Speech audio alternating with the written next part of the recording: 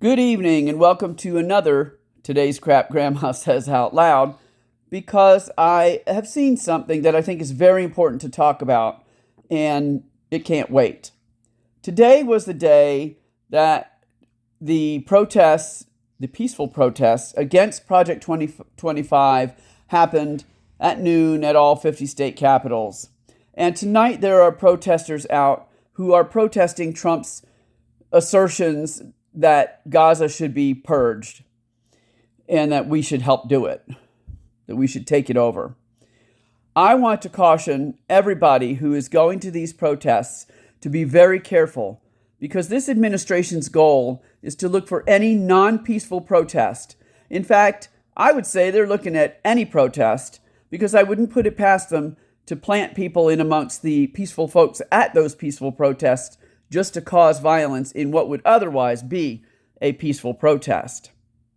And this administration would do that because this administration's goal is to use any non-peaceful protest, or any protest they deem non-peaceful, to declare martial law so that they can call in our own military against us in our own country.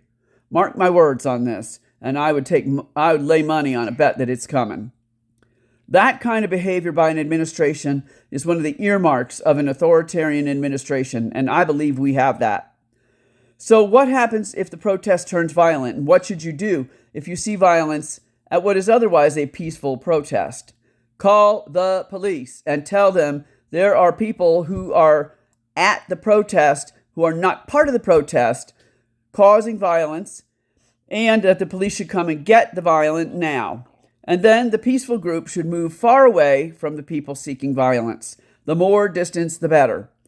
The same call should then be made to the news, if they're not already there. We have to stop letting these people do to protesters what they did at other protests in the past.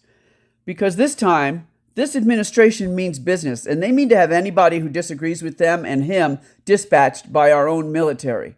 And we can't let that happen. There's that.